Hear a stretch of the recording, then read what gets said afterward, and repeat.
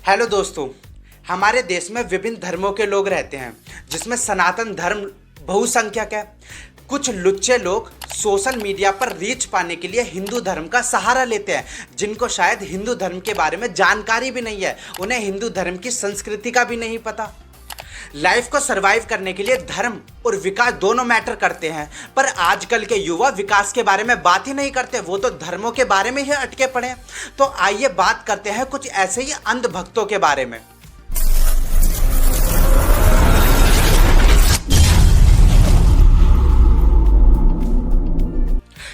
किसी भी धर्म को मानना गलत नहीं है, ना किसी धर्म का प्रसार करना गलत है। हमारे संविधान ने हमें आर्टिकल 25, 26, 27 और 28 के तहत धार्मिक स्वतंत्रता दी है।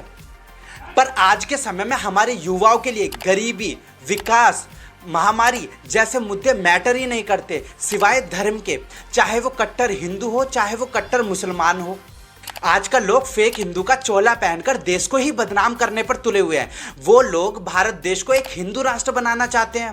भारत हिंदू राष्ट्र तो रहेगा, बस हिंदू राष्ट्र बनेगा तो राष्ट्र बनेगा। मुझे हिंदू राष्ट्र चाहिए। ये हिंदू राष्ट्र होना चाहिए कि नहीं? हिंदू देश है, मेरे को हिंदू राष्ट्र चाहिए। चलो, मैं भी चाहता हूं कि भारत देश को हिंदू राष्ट्र बनाया जाए, पर हमको जानकर दुख होगा 1973 में केशवानंद भारती मामले में मूल ढांचा बेसिक स्ट्रक्चर नाम का सिद्धांत सामने आता है। बेसिक स्ट्रक्चर में कुछ टॉपिक्स हैं जिनको संसद आर्टिकल 368 के तहत भी संशोधन नहीं कर सकती, और भारत में धर्मनिरपेक्ष राज्य मूल ढांचे का एक हिस्सा है। मतलब कि सीधे शब्दों में कहा जाए कि संसद भारत देश को एक हिंदू राष्ट्र चाहकर भी नहीं बना सकती। कुछ लोग तो इतना नीचे गिर गए कि वो राष्ट्रीय ध्वज को ही बदलना चाहते हैं।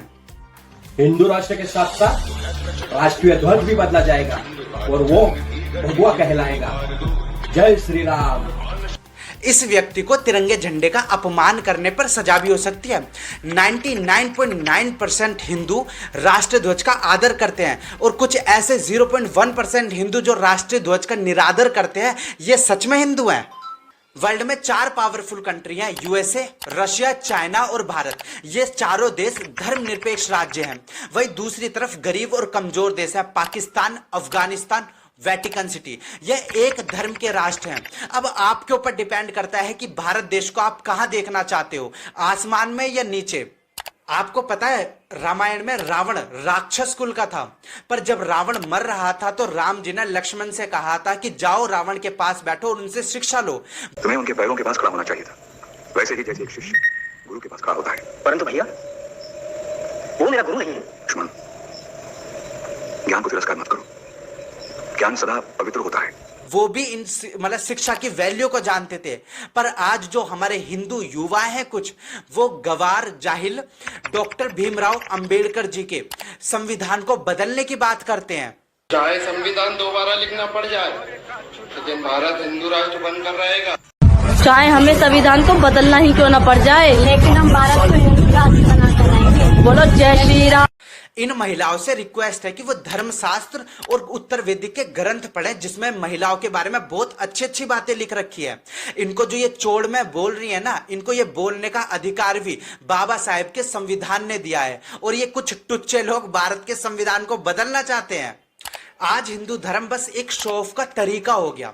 आजकल लोग अपनी गाड़ियों पर हिंदू, कट्टर हिंदू लिखवाते हैं। सोशल मीडिया पर रीच पाने के लिए हिंदू भगवान का सहारा लेते हैं।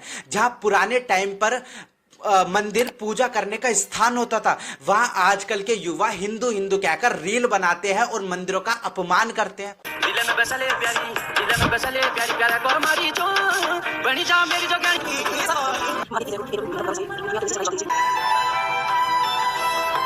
और सोशल मीडिया पर खुद को सच्चे हिंदू भक्त कहते हैं। अगर ये सच्चे हिंदू भक्त हैं तो तुलसीदास, हनुमान जी और मीरा ये कौन थे? रामायण में 2 इंपॉर्टेंट रोल थे। एक तरफ थे श्री राम, दूसरे थे रावण। राम जी अहिंसावादी थे, वो पोलाइटली बात करते थे लोगों से, वो दूसरे धर्मों का सम्मान करते थे और महिलाओं का सम्मान करते थे। दूसरी तरफ था रावण, जो कि एक रूड व्यक्ति था, वो हिंसा का पुजारी था। साथ में उसे लगता था कि राक्षस कुल ही सर्वोच्च है, बाकी सब बेकार है। अब इस सच्चे हिंदू की वीडियो देखो आप। श्री राम, जय श्री राम, जय श्री राम, जय श्री राम, इस व्यक्ति ने राम का तो नाम लिया है, पर इसकी हरकतें सारी रावण वाली थी। राम जी की वैल्यू तब नहीं है जब तुम दूसरे धर्म के किसी लोगों से फोर्सफुली श्री राम बुलवा रहे हो। उनकी वैल्यू तब होगी जब तुम अपनी लाइफ में उनकी जो शिक्षाओं को इंक्लूड करते हो।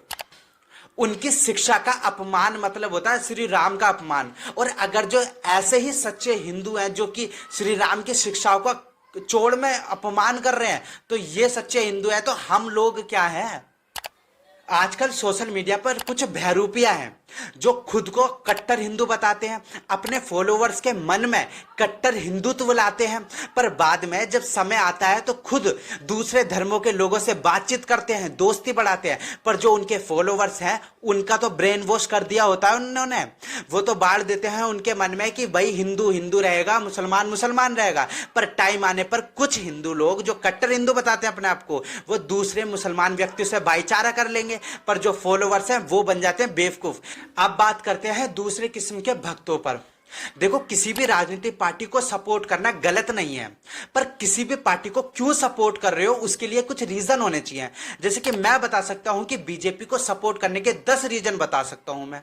और सच में मोदी जी एक अच्छे लीडर है। डर कुछ उन मूर्खों से है जो बिना तर्क के, बिना रीजन के किसी भी पार्टी को सपोर्ट करने लगते हैं। 5,000 का सिलेंडर होगा, मैं ले लूंगा, लेकिन वोट भारतीय जनता पार्टी को दूंगा। 300 रुपया किलो आटा मिलेगा, मैं उसको सह लूंगा महंगाई।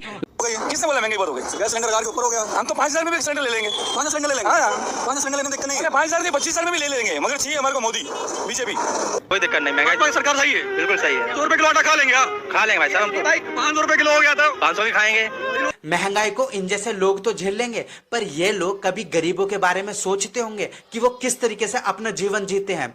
ये खुद नहीं सोचते गरीबों के बारे में, तो ये कैसे सोच सकते हैं कि हमारा जो प्रतिनिधित्व होगा वो कैसे हमारे गरीबों के बारे में सोचेगा? दोस्तों, धर्म इंसान को अच्छा बनाती है, पर देश को अच्छा बनाने के लिए विकास, शिक्षा और अलग अलग नीतियों की जरूरत होती है। अगर जो हम जैसे युवा भी इन धर्म के चक्कर में पड़ेंगे, धर्म के चक्कर में बेशक पढ़ो, पर खुद को अच्छा बनाने के लिए पढ़ो। अगर जब भी तुम धर्म और देश को मिलाने का ट्राई करोगे ना, तो हालत गरीबी से बदतर हो जाएगी। विकसित देशों में युवाओं की संख्या बहुत कम है और भारत जैसे देश में युवाओं की संख्या बहुत ज्यादा अधिक है। पर विकसित देश के जो युवा होते हैं वो धर्म में भी आस्था रखते हैं, पर साथ में ही अपनी सरकार से डेवलपमेंट और एजुकेशन और गरीबी पे ध्यान देने के लिए वो ध्यान देने को कहते हैं। पर वही हमारा जो देश का युवा होता है वो सिर्फ और सिर्फ उनको धर्म ही चाहिए और कुछ चाहिए ही नहीं। गरीब वो थोड़ी ना है, गरीब तो दूसरे हैं। महामारी उन पे थोड़ी ना बीत रही, दूसरे पे बीत रही है। उनके लिए धर्म ही मैटर करता है और कुछ मैटर नहीं करता।